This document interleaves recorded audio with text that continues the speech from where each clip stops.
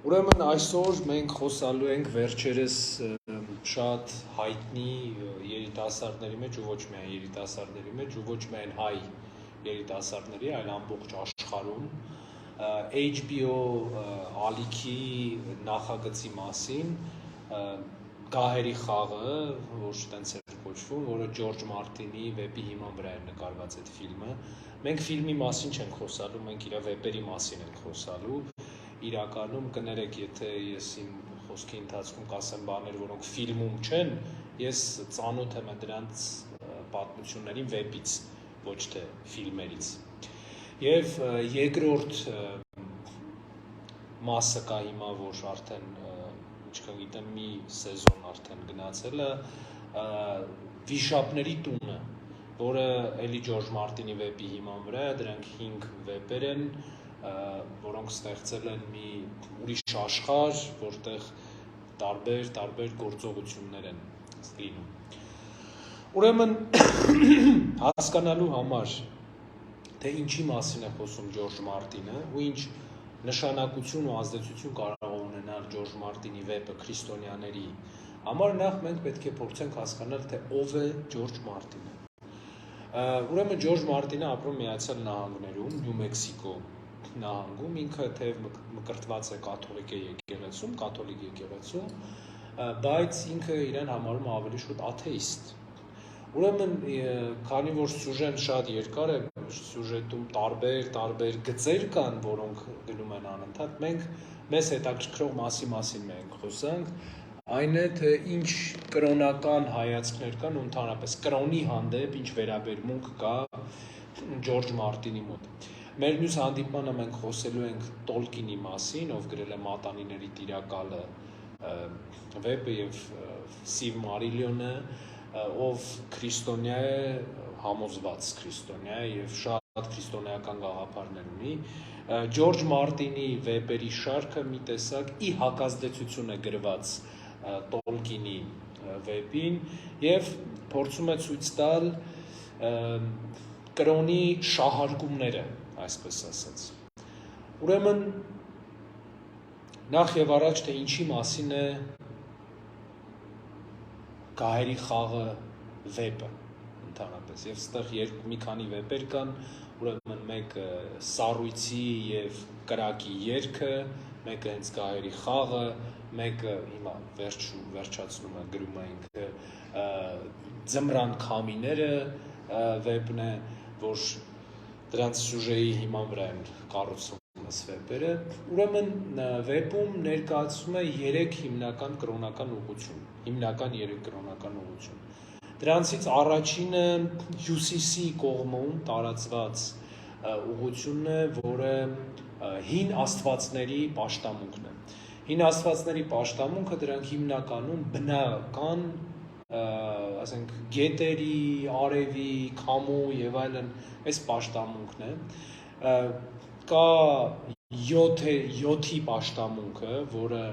արդեն ավելի կանոնակարգված կրոնական կազմակերպության ձև ունի վեպում եւ 7 տարբեր աստվածություններ են, բայց իրականում դրանք մի աստվածության 7 արտահայտումներն են եւ Ջորջ Մարտինը իր հարցազրույցներում խոսել է սրա մասին, բացատրելով թե դա ինչ է, ինքը 7-ի պաշտամունքը ձևավորել է կաթոլիկ եկեղեցու նմանողությամբ, որովհետև այնտեղ կա գլխավոր սեպտոնը, որը Հռոմի պապի է նման, Հռոմի պապի ձևով է ներկայացված եւ մեծ տաճարները եւ այլն, այսինքն կառուցվածքը, կանոնակարգը շատ նման է կաթոլիկ եկեղեցու կառուցվածքին ու կանոնակարգին։ Եվ կա եւս մեկը, ով լույսի աստված է կոչվում կամ կրակի աստված է կոչվում, ով չունի կազմակերպված կրոնական կազմակերպություն, բայց նաև Վեստերոսում, որը Ջորջ Մարտինի ստեղծած պետությունն է, այսպես ասած, պետության կենտրոնը, Վեստերոսում լայն տարածում է ստանում։ Բայց սրանից բացի, այս 3 հիմնական կրոնական ուղղություններից բացի, կան նաև տարբեր անհասկանալի կրոնական ուղղություններ։ Օրինակ կա բազմադեմ Աստծո պաշտամունքը, կա խորտակված Աստծո պաշտամունքը եւ կա ձեր այդ ճնճղուկա փայլություն կներեք էլի ես անգլերենից միգուցե կարող եմ վատ թարգմանեմ, բայց ձեր այդ ճնճղուկա փայլությունը այտենց պիտի լինի, կա այդ շարժումը, որը ավելի խարիզմատ ուղղության հիման վրա է, բայց նաև էլի հիմնված է 7-ի պաշտամունքի վրա, որը ասենք եթե մեր հայացքով նայենք կաթոլիկ եկեղեցու դավանանքի եւ բողոքական ուղղվածության համեմատությունն է տալիս տեղ։ Ուրեմն մեր նախորդ քննարկումներում մենք միշտ խոսում ենք մի կարևոր բանի մասին՝ մերոնք որտեղ են ստեղ։ Եվ կա արդյոք այս կրոնական ուղղությունների մեջ մեկը, որը ընդունելի կարա լինի քրիստոնյաների համար։ Ուրեմն մենք սկսենք վերլուծել այդ բոլոր կրոնական ուղղությունները։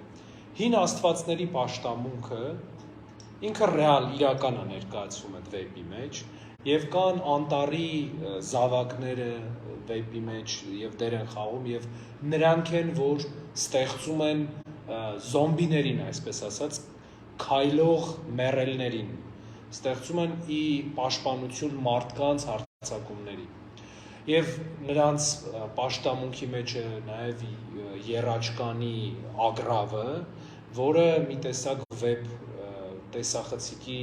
նմանողություն ունի, այսինքն ինչպես որ Տոլկինի օրինակ դիեզերքում ծառերը իրանք հիշողություն ունեն, իրանք տեսնում են ամեն ինչ, նույն ձևի եւ այստեղ է բնության ամբողջ հայացքը կենտրոնանում է մի տեսակ այս երաճկանի ագրավի վրա, որը եթե ֆիլմը նայել եք եւ վեպում էլ այդպես է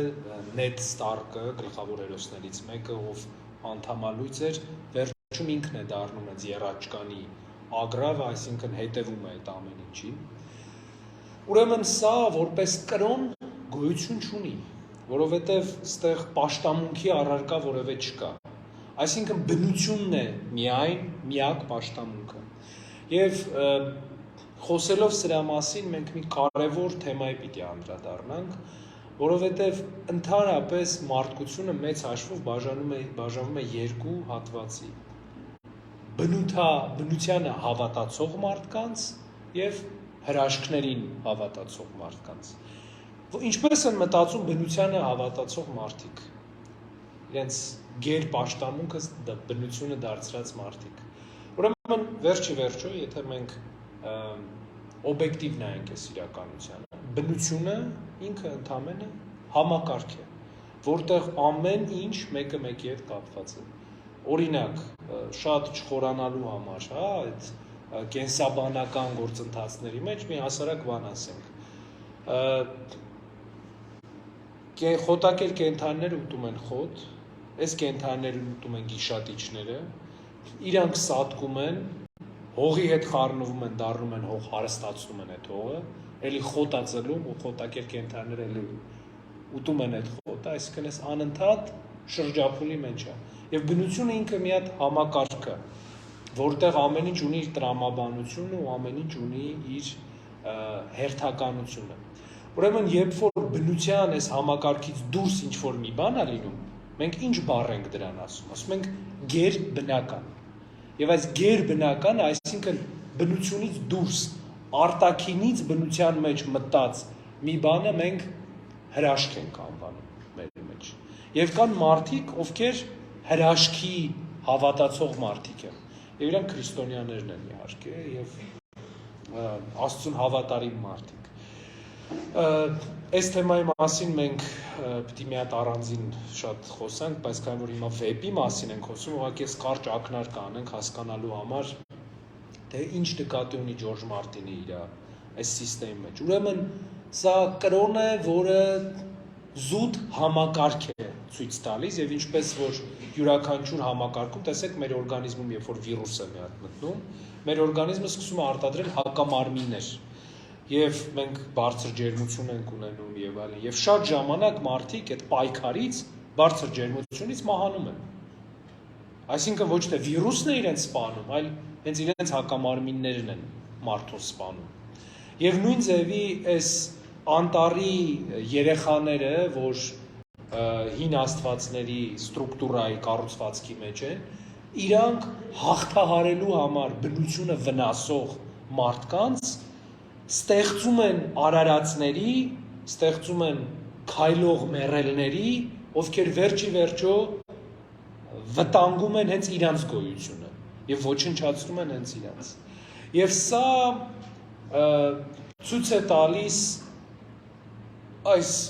բնությանը հավատացող մարդկանց հավատի սին լինելը, դատարկ լինելը հավատի, որովհետև վերջի վերջո մենք բնությանը գերբնական նշանակություն տալով ինչ էլ անենք, մեր շրջանը գալի եւ հանգում է միևնույն կետում միշտ, որովհետև բնությունը այդպես է ստեղծված։ Ինքը միշտ գալիս է հանգում է նույն կետում եւ սկսում է նույն կետից, անընդհատ այս շրջանի մեջ է։ Ուրեմն Ջորջ Մարտինն է իր հարցազրույցներում, ես ինչ մեկնաբանում եմ, սեփական մեկնաբանությունը չի այդ նշանակությունների, այլ հենց հեղինակի մեկնաբանությունն է, ինքը կրոն չի համարում սա եւ համարում է մի տեսակ պանթեիստներին։ Պանթեիստները դրանք Աստծուն բնության մեջ տարալուծմանը հավատացող մարդիկ են, որ օրինակ բուդդիզմը իր մեջ ունի պանթեիզմ հենց։ Եվ ըստ էության սա հեթանոսությանը արձագանք է, նկարագրությունն է հեթանոսության, թե ինչպես են մարդիկ վերաբերվել ընդհանրապես բնությանը, որովհետև վերջի վերջո բազմաստվածությունը ինքը տարբեր բնական երևույթների աստվածացումն էր։ Եվ այդ աստվածացումը գալիս էր դրանք չբացատրել չկարողանալու մարդկանց խնդրից, դրանք տեսնում էին կայծակ, չգիտեին կայծակը ոնց է ձևավորում, ասում են դե պետք է ուրեմն Աստված լինի, որ այս կայծակը անի եւ այլն։ Եվ ուրեմն հաջորդը 7-ի պաշտամունքն էր, որը ինչպես ասեցի, միևնույն Աստծո 7 արտահայտումներն են։ Մեկը մայրը, դարբինը, արվեստագետը, նվագողը եւ այլն, որոնք մի Աստծո 7 տարբեր դեմքերն էին, 7 հիպոստասներն էին, եւ այս կրոնական ուղղությունը կարծես թե իշխող էր տեղ։ Եվ սրա հետ զուգահեռ կար ծերը ճնճռուկղա փայլությունը, ով մի տեսակ հեղափոխական ու բողոքական ուղղության վրա էր գնում եւ վերջում իշխանությունը պայթացրեց այս շարժումը։ Հիշում եք, որ վեպի սկզբում մենք սեպեցինք, որ այս վեպը գլխավորապես իշխանության ու իշխանության պայքարի մասին է։ Եվ մի կարևոր քրիստոնեությունից տարբեր մի կարևոր գաղափար կա ամբողջ վեպի ընթացքում եւ կրոնի հանդեպ վերաբերմունքի ընթացքում։ Ըստ Ջորջ Մարտինի մարդը ինքն է ստեղծում իշխանությունը, մարդը ինքն է վեր կանգնում որևէ բանից, բայց ըստ քրիստոնեական հայացքի իշխանությունը տրվում է միայն Աստծուց։ Եվ երբ որ Հիսուս Քրիստոս Պիղատոսի առաջ էր, եւ Պիղատոսը ասեց, չգիտես, որ իշխանություն ունեմ քեզ խաչը հանելու եւ քեզ թողելու, ազատ արձակելու, Քրիստոս նրան պատասխանեց. դու այդ իշխանությունը չէիր ունենա, եթե իմ հայրը դա քեզ տված չլիներ։ Եվ Պետրոս առաքյալն էլ իր թղթերի մեջ խոսում է իշխանությունների մասին, ասում է, թե մեկը սուր ունի կապած իր մեջքին, ուրեմն Աստծո թողտվությամբ է, որ ունի նա։ Ուրեմն Ջորջ Մարտինը, քանի որ աթեիստ էր, եւ ասեմ նաեւ հակաքրիստոնեական շատ գաղափարներ ուներ իր մեջ, մերժում է Աստծո ներգործությունը ընդհանրապես իշխանության վրա։ Տեսեք, երբ որ մենք անդրադառնում ենք էպիկ ֆանտազիայի ժանրին, սա պատմական ֆանտազիան է, ժանրը, որ Օքսֆորդում է հիմնադրվել եւ իր հիմնադիր հենց Տոլկինն է, մենք անպայման գործ ունենք մոգության հետ, կախարդության հետ, բայց այս կախարդությունը կոնկրետ չափաբաժին ունի այդ վեպերում, որովհետեւ եթե որևէ կախարդին կամ մոգությանը տան անսահման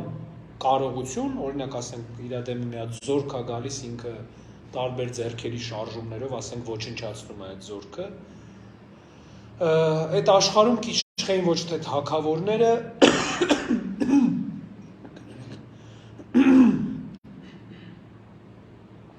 այդ աշխարհում կիշխեին ոչ թե թագավորները, այլ կախարդները։ Եվ դրա համար այդ չափաբաժինները շատ փոքր չափաբաժիններ են տված եւ վերջի վերջո գործող ամենակարևոր ուժը մարդկային բնությունն ու մարդկային պատկերացումներն են այդ ամեն ինչի մասին։ Եվ 7-ի պաշտամունքի մեջ Ջորջ Մարտինը ցույց է տալիս ձևական քրիստոնեության բոլոր կողմերը։ Տեսեք, մենք հիմա նման իրավիճակում ենք գտնվում։ Երբ որ ըստ էության ժողովրդի մեծամասնությունը պատկանում է որևէ կրոնական ուղղության, մեր դեպքում հայրաքելական եկեղեցուն, օրինակ, պատկանում, բայց բովանդակային առումով փոքրամասնությունը ապրում այդ կրոնով։ Եվ ներիշխանական, գահերի խաղի, գահերի կռվի, խնդրի մեջ այս ամեն ինչը շատ երևում է, որտեղ չկա բարոյականություն այդտեղ։ Եվ Ջորջ Մարտինը ցույց է տալիս բարոյականության կատարյալ անկումը այդ հասարակության մեջ, այդ իշխանական տներում, եւ չնայած իրենց խոսքի մեջ շատ անդրադարձ կա այս 7-ի պաշտամունքին եւ նրանց բարոյական պոստուլատներին, միևնույն ժամանակ իրենց կյանքի մեջ մենք տեսնում ենք, որ այս պոստուլատներից որևէ մեկը գոյություն չունի։ Բայց քննադատությունը լինում է երկու տեսակի, լինում է կառուցողական քննադատություն, որը ինչ-որ մի բան ավելի լավը դարձնելու համար է, եւ կա քանդող քննադատություն, որը նպատակ ունի վերացնելու որևէ կառույց, որևէ երևույթ։ Ջորջ Մարտինի քննադատությունը ավելի շատ երկրորդն է։ Եվ ինքը ասում է, որ եթե ոչ մեկ չի ապրում այդ բովանդակությամբ, ուրեմն ինքը չպիտի գոյություն ունենա։ Եվ դրանով է նաև ապացուցում ձեր այդ ճնճղուկափայլության մեծ հաջողությունը, իրանք անգամ թագուհուն Սերսեային կարողացան մերկ վիճակով անցկացնել Վեստերոսի մեջով եւ բոլորը գոռում էին ամոթ եւ սենց իրան ամենավատ կերպով է ցույցել, չնայած Սերսեան իրոք ամբարո կին էր ու շատ չար կին էր իր ներկայացրածով, բայց ամեն դեպքում այն մարդիկ, ովքեր գոռում էին իրա վրա, ոչ մի բանով իրանից ավել չէին, որովհետեւ այստեղ ներկայացում է նաեւ Սոդոմի գաղափարը եւ տեսեք ինչ է Սոդոմը ու ինչ է սոդոմականությունը։ Սոդոմը մեղքի կենտրոնացած վայրն է, բայց սոդոմականությունը այդ մեղքը սովորական ու բնական համարելն է։ Հիմա մենք միևնույն այդ իրավիճակում ենք ապրում։ Հիմա տեսեք մարդուն ատելը, մարդու վրա ցեղ շպրտելը, զրպարտելը, մարդուն տարբեր անհիմն քննադատությունների ենթարկելը, անառակությունը, խաղամոլությունը, թմրամոլությունը եւ այլն, մենք այլևս նորմալ ենք սկսել ընդունել։ Այսինքն մենք համաձայնվել ենք, որ մեղքը նորման է կյանքի։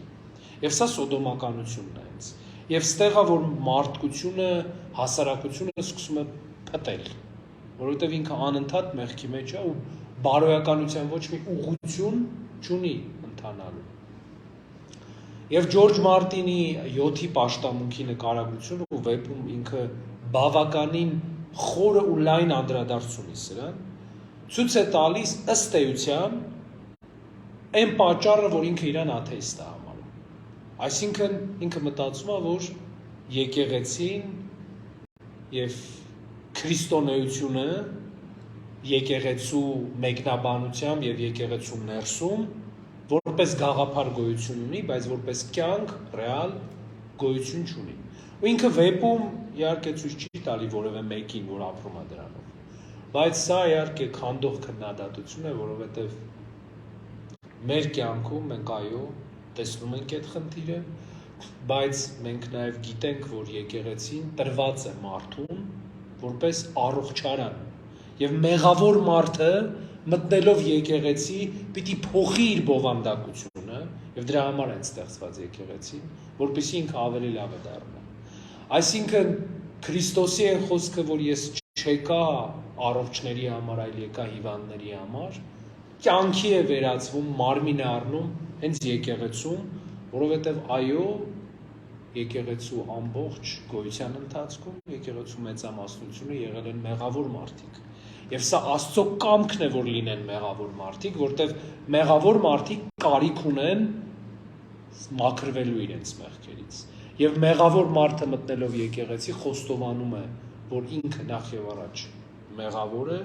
ու պատրաստակամ է փոխվելու առ Աստված։ Սա կարևոր մանիպուլյատիվ կետն է Ջորջ Մարտինի վեպում, որը ենթագիտակցական մակարդակով, գիտեք, որտեղ ենթագիտակցությունը մեր անընդհատ նմանություններ է փնտրում։ Իր ընթերցողների մեջ, եւ քանի որ այդ ընթերցողները հիմնականում երիտասարդներ են, իր ընթերցողների մեջ ինքը ավտոմատ կապ է ստեղծում ներկա եկեղեցու հետ, եւ բնականաբար, երբ որ մարդիկ գալիս են, գիտեք, որ մարդկանց պատկերացումը եկեղեցու մասին եկեղեցաբանական չէ, եւ մարդիկ իրենց պատկերացումները ձևավորում են ոչ Աստվածաշունչ կարդալուց, ոչ հայրերին կարդալուց, հոգեվորականներին լսելուց եւ այլն, այսինքն այդ կառույցի, այդ հաստատության ներկայացուցիչների մեկնաբանությամբ, այլ հիմնականում ընդդիմադիր, ընդդեմ, լիբերալ, անջատողական կառույցների մեկնաբանությամբ են սկսում ընկալել։ Օրինակ, մեր հասարակության մեծամասնությունը եկեղեցու մասին պատկերացումը ըստ բոլշևիկյան մեկնաբանություն է ընկալում։ Այն մարդկանց, այն շարժման, որը ի սկզբանե իր նպատակներից հայտարարել էր եկեղեցին քանդելը, բայց մարդիկ միևնույն ժամանակ լսում են ու մտածում են, որ հա, այսպես պիտի լինի, ու համեմատում են ոչ թե այն իդեալի հետ, որը առաջարկում է ինքը եկեղեցին ու Աստվածաշունչը, այլ այն իդեալի հետ, որը առաջարկում են բոլշևիկները կամ այլ ուղղություններ։ Ուրեմն, սիրելիներս, 7-ի պաշտամունքից բացի կա եւս մի շատ հակասական պաշտամունք Ջորջ Մարտինի վեպում։ Եվ սա լույսի Աստծո կամ կրակի Աստծո պաշտամունքն է։ Ու ինչ մի հետաքրքիր խնդիր կա այստեղ,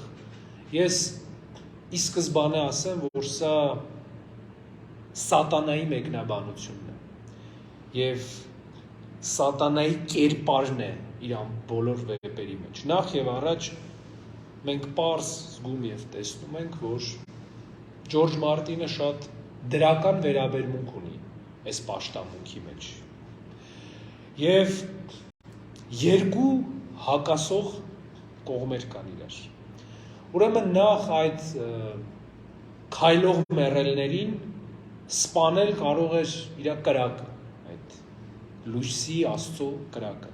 Եվ վերջի վերջը, երբ որ մենք ասում ենք լույսի Աստված, ում ենք մենք մեր ենթագիտակցությունը ում է հիշում, Քրիստոսին, որովհետև ավետարանն է շատ լույսի մասին խոսում, եւ Հովանո ավետարանն է ասում, որ ասում է, Հովանո ավետարանի մեջ Քրիստոսը ասում է, որ լույս է ինքը ու իր մեջ քայլող որևէ մեկը խավար չի կարող ունենալ։ Բայց միևնույն ժամանակ վեպում ներկայացված այս լույսի աստվածությունը շատ դաժան է ու մարդկանց է սպանում ինքը, բայց միևնույն ժամանակ ինքը մարդկանց հարություն է տալիս։ Ուրեմն գլխավոր հերոսը Ջոն Սնոուն մի անգամ մեռավ եւ քրմուհին, այս լույսի Աստծո, իրան հարություն տվեց։ Բայց երբ որ հարություն տվեց, Ջոն Սնոուն ասեց, երբեք այլևս այդպես չանես իմ հետ։ Եվ Քեթլին Ստարկը, հուսով եմ, որ ձեզ կհետաքրքրի ու վեպը կարդաք ու կհասկանաք ում մասին եմ խոսում, որովհետև եթե վեպը չեք կարդացել, բնականաբար այս անունները ձեզ շատ բան պիտի չասեն։ Ուրեմն Քեթլին Ստարկը, ով Նեդ Ստարկի կինն էր, ում սկզբում գլխատում են, իր վիզնել էին կտրել եւ էլի քուրմը, այս լույսի Աստծո քուրմը չէր ուզում իրան հարություն տալ, բայց մեկի դրդմամբ ինքը հարություն տվեց իրան եւ այս կինը քայլող մեռել էր էլի։ Քայլող մեռել էր, բայց ոչ այն նրանցից, որ ուրիշի կողմից էին հարություն առնում։ Եվ ինքը ստիպված էր իր վիզը իր մատներով պահել, որպեսզի կարողանա խոսել, ձայն արտահայտել, որտեղ ձայնալարերը կտրված էին եւ չէր կարողանում խոսել։ Ուրեմն Լույսի Աստծո ամբողջ խաղափարախոսությունը հիմնված է ըմբոստության, ընդվզման, կործանելու և գեր իշխանություն ունենալու։ Եվ միայն այստեղ է, որ քրիստոնյա ընթերցողը կարող է հասկանալ, թե ում նկատի ունի Ջորջ Մարտինը այս լույսի Աստծո նկարագրության տակ։ Նախ գիտեք ինչպես է սատանան կոչվում։ Լուցիֆեր, Արուսյակ, որը նշանակում է առավոտյան աստղ։ Եվ ծննդոցի մեջ էլ խոսելով սատանայի մասին ասում են, որ ամենալուսավոր հրեշտակն էր, լուսավոր հրեշտակ էր ինքը։ Եվ ինչը անում չարը, սիրելիներս, մեզ մոլորեցնելու համար։ Շատ մարդիկ կարծում են, որ շատ ուղիղ է իր մոլորեցումը, օրինակ ասենք, խնդիրը միայն մարդ չսպանելու, չգողանալու, չգիտեմ, տարբեր պատվիրանները չխախտելու մեջ է, բայց սրանից ավելի մարդիկ գայթակղվում են այդ խաբկանքներից, մտածելով, որ իրանք ծառայում են Աստծուն, իրականում ծառայում են սատանային։ Օրինակ, մարդիկ տարբեր ակուլտիստական, տարբեր սնահավատական, ասենք սիմվոլներ են իրանց տան մեջ, մեքենայում կաղում, աչքի ուլունք, փուշ եւ այլն, իրենց մտքում իհարկե իրակ ակնկալում են Աստծո օրհնությունը կամ օգնությունը, կամ միգուցե, չգիտեմ, ամեն դեպքում դրական բան են ակնկալում, բայց իրականում այդ սիմվոլները իրանց սատանայի պատկանելությունն են ցույց տալի։ Նույն ձևի նաև նալը։ Եվ մեր հայրերը շատ են խոսում դրա մասին, որ սատանան մարդկանց մոլորեցնում է լուսե հրեշտակի տեսքով նրանց հայտնվելով։ Եվ դրա համար են մեր հայրերը ասում, որ երազներից պետքա զգուշ լինել, որովհետև խաբվելու հավանականությունը, երբ որ դու արթուն մտքով չես, երազներում շատ է, որովհետև սատանան երբեք չի գալիս այծի պես պոզերով բան եւ այլն, ասում է, ես քեզ հիմա բան եմ ասելու դաս։ Ընդհակառակը, ինքը միշտ ուզում է մեզ մոլորեցնել։ Եվ հայտնության գրքում էլ ասում է, որ կգան, եւ ինքը Քրիստոս էլ ասում է, որ վերջին ժամանակներում կգան շատերը, ովքեր Քրիստոս կներկայանան, եւ ձեզ կասեն, այստեղ է Քրիստոս, այնտեղ է Քրիստոս եւ այնտեղ, բայց դուք չշտապեք իրանց մոտ գալ, որտեվ երբ որ Աստծո որդին երկրորդ անգամ գա, դա լինելու է կայծակի նման, այսինքն մենք ոչ մեկս կասկած չենք ունենալու, որ Քրիստոս երկրորդ անգամ եկավ։ Իսկ այդ խաբկանքները, որ մեզ աստեղ, որտեվ գիտեք օրվա մեջ, ամսվա մեջ մենք մի քանի անգամ, քանի փրկիչներ ենք ունենում, եթե մի շաբաթ մեր եկեղեցու մոտ էլ կանգնեք, կտենաք, մենք շատ ունենում ենք մարդիկ, ովքեր գալիս են ու իրենց հայտարարում են, որ իրանք Քրիստոս են։ Եվ հայտնության գրքում խոսելով հակաքրիստոսի մասին, ասում է Հովանես ավետարանիչը, հայտնության հեղինակը, որ հակաքրիստոսը պիտի գա որպես փրկիչ։ Եվ ինչ էին անում այս լույսի Աստծո քրմերը, ման էին գալի փրկչի։ Եվ ինչու այդ քրմուհին հարություն տվեց գլխավոր հերոսին, Ջոն Սնոուին, որտեղ մտածում էր, որ ինքը պիտի փրկիչը լինի։ Եվ դրանից հետո ինքը գնաց Բարատեոն, որը թագաժառանգ էր ըստ էության, Բարատեոնի մոտ գնաց եւ նրան էլ մտածում էր, որ պիտի փրկիչ լինի։ Այսինքն ինքը ուզում էր իշխանությունը օգտագործել իր համար։ Սա։ Եվ մի խոսքով Ջորջ Մարտինի կարևորագույն խնդիրներից մեկը, եւ ասեմ, որ վեպը ընդհանուր նկարագրում է անգլիական միջնադարը, 6-րդ դարը, որտեղ Անգլիայում էլ 7 թագավորություններ կային, որոնք դեռ բաժանված են եւ վերջում Ալֆրեդ Մեծի միջոցով իրանք միացան, դարձան մի թագավորություն եւ սաքսերը միացրեցին այս թագավորությունը եւ պարզավոր այս վեպը գրված է անգլո-սաքսոնական լսարանի համար, դա Միացյալ Նահանգներում եւ Բրիտանիայում է շատ տարածված այս վեպը եւ որոնց համար շատ հարազատ են այս ամեն ինչը, որտեղ իրենց պատմության մեջ են մտնում եւ Ամերիկայի Միացյալ Նահանգներում ամերիկացիները ընդհանրապես մինչև 17-րդ դարի Անգլիայի պատմությունը համարում են իրենց պատմությունը իրենք։ Եւ այս պատմական եւ դրա համար ինքը կոչվում է էպիկ ֆանտազիայի ժանր, այսինքն կամ պատմական փաստեր, պատմական իրողություններ, որոնց վրա նաեւ ներկայացվում է կառուցվում է ֆանտազիայի ինչ-որ տարբեր բաներ։ Եվ նայեք մի կարևոր բան էլ կա, արդեն մարդասիրական առումով, ուրեմն մենք հասկացանք, որ Ջորջ Մարտինի վեպի գլխավոր գաղափարներից մեկը տարբեր ֆանտաստիկ հրաշքների եւ այլն այդ շղարշով պատված գլխավոր նպատակը կրոնի աղավաղումն է, քրիստոնեության, մանավանդ քրիստոնեության ուղղորդված քրիստոնեության, որովհետև իհարկե ես որ աղբյուրներից որ օգտվել եմ, այդ աղբյուրները բաց են նաև բոլորիդ համար։ Կարող եք կարդալ իր հարցազրույցները, տեսնել իր հարցազրույցները, որտեղ խոսում է ինքը հայտարարում է նախ որ ինքը գլոբալիստ է, Ջորջ Մարտինը, ինքը մտածում է որ պիտի ազգություններ չլինեն, կրոններ չլինեն, դրանք խանգարում են մարդկանց, ֆեմինիստ է նաև, իսկ ֆեմինիզմը ընդհանրապես կանանց իրավունքների մասին չի այդ ուղղությունը, այլ ընդհակառակը կնոջ դերի քրիստոնեական պատկերացման աղավաղման մասին է, որտեղ ինքը երբեք չի խոսում կնոջ իրավունքների մասին, ֆեմինիզմը օրինակ ասում է որ եթե քրիստոնեությունը ասում է որ մայրությունը կնոջը տված մեծագույն շնորհ, ինքը ասում է չէ, կինը ինկուբատոր չի, իր մայրությունը չի իր խնդիրը։ Խոսքով, եթե ուզեք մի օր մենք ֆեմինիզմի մասին էլ կարող ենք խոսել, բայց հիմա չենք տեղավորվի էլի այդ ամեն ինչի մեջ։ Ուրեմն սիրելիներս, չնայած նրան, որ օրինակ Հարի Փոթերի մասին ես շատ դրական կարծիք ունեմ եւ մենք խոսացինք դրա մասին, Վարպետ ու Մարգարիտի մեջ էլ Բուլգակովի ներկայացրածից ես շատ դրական կարծիք ունեմ։ Ջորջ Մարտինի վեպը եւ նաեւ ֆիլմը, որը նաեւ տեսարաններ է բերում շատ դաժանության բան եւ այլն, մեզ խաբելու, մեր պատկերացումը աղավաղելու եւ սատանայի նկատմամբ գաղափարի նկատմամբ, հա, սատանայի, որովհետեւ ասում եմ, երբ որ մենք նայում ենք մանավանդ երեխաներն ու երիտասարդները, իսկ հիմնական լսարանը այս ֆիլմերի զարմանալի է, բայց մինչև 28 տարեկանն են։ Ուրեմն մեր ենթագիտակցությունը անդադ նմանություններ պիտի գտնի։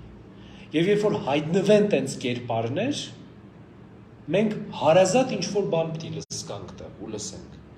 Եվ իզուր չի, որ այս ֆիլմերը շատ գովազդվում են ու շատ փորձում են տարածել։ Եվ ոչ միայն ֆիլմերը, այլև նաև վեպը։ Ուրեմն մեր հավատացյալներին իմ խորհուրդն է երբեք ոչ թե վախենալ նման գրքերից կամ ասել, պետք չի կարդալ, բան ասել, այլ վերլուծաբար կարդալ ու հասկանալ, թե ինչ են ուզում ասել մեզ։ Երևի այսքանով ավարտենք։